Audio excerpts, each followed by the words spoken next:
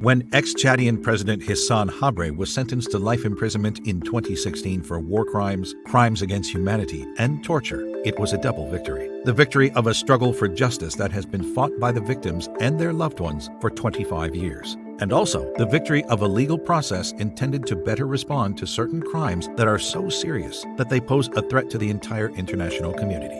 This was the first time an African tribunal had tried a former head of state for international crimes. The trial was possible thanks to the combined efforts of Senegal, the African Union, and Belgium in the name of universal jurisdiction.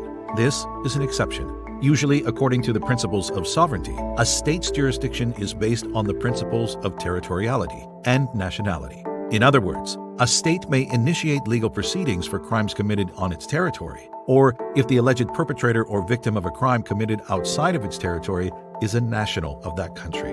There are, however, situations where it is possible to deviate from these rules. This is where universal jurisdiction comes into play. What is universal jurisdiction?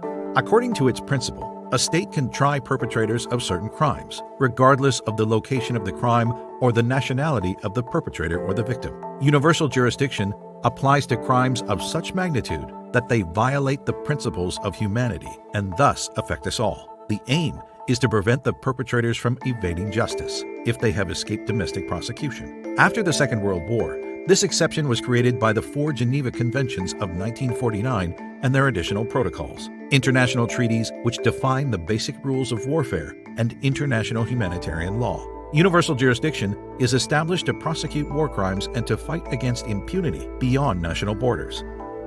The principle was then consolidated by other conventions, such as the 1984 Convention Against Torture and the 1998 Rome Statute. It has thereby been extended to include other crimes such as torture, genocide, and crimes against humanity. For certain of these crimes, such as torture, these conventions oblige the signatory states to act if the alleged perpetrator of the crime is on their territory. According to the principle of haute dedire haute judiciaire, they must either extradite perpetrators of these crimes or prosecute and try them themselves. In 2005, this principle enabled Belgium to ask Senegal to extradite Hissene Habre, the former president of Chad, on behalf of the victims. Under pressure from the International Court of Justice and with the support of the African Union, Senegal decided to prosecute Habre itself. In 2016, Habre was found guilty of crimes against humanity, rapes, executions, slavery, and kidnapping. How did Belgium become a major player in universal jurisdiction?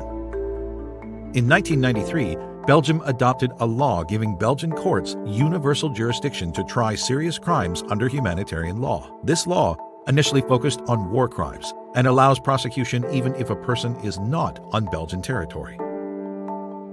In 1998, Belgium launched an investigation under this law against Chilean General Pinochet for misdeeds committed by his regime. Since 1999, a new Belgian law has explicitly widened the scope of application to crimes against humanity and genocide. The result has been a deluge of complaints sent to the Belgian prosecutor's office by victims from all over the world. These complaints mainly regarded Rwandan genocide suspects, but also concerned heads of state such as Saddam Hussein, Fidel Castro, Ariel Sharon, or George Bush Sr. for alleged crimes committed under their rule. Several countries, including the United States of America, felt threatened by these initiatives and started putting some pressure on Belgium to revise this law.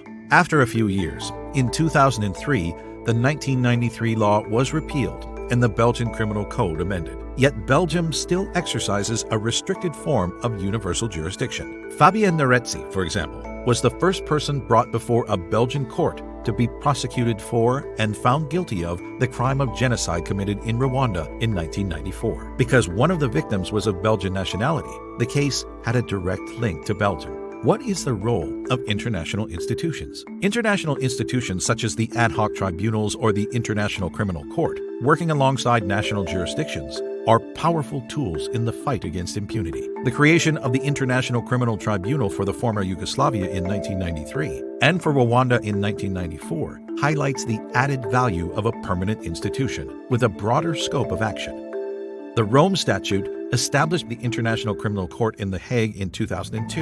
The ICC is able to prosecute genocide, war crimes, crimes against humanity, and since 2010, also the crime of aggression. It can initiate proceedings for such crimes committed by nationals of or on the territory of states that have been ratified in the Rome Statute, as is now the case for over 120 countries. The UN Security Council could also refer cases to the court involving states which have not ratified the statute. Burundi and the Philippines have left the International Criminal Court because they question its impartiality. Certain countries, such as the United States and Russia, never ratified the Rome Statute. Others, such as China, have never recognized the court's jurisdiction. Universal jurisdiction, therefore, has an important part to play in bridging this gap. What future does universal jurisdiction hold? In recent years, we've seen a global increase in cases based on universal jurisdiction. In 2019, prosecutions based on this principle were ongoing in 16 countries, a new record. In 2020, another 18 cases were opened. Among the most notable cases are the proceedings against Syrians Anwar Raslan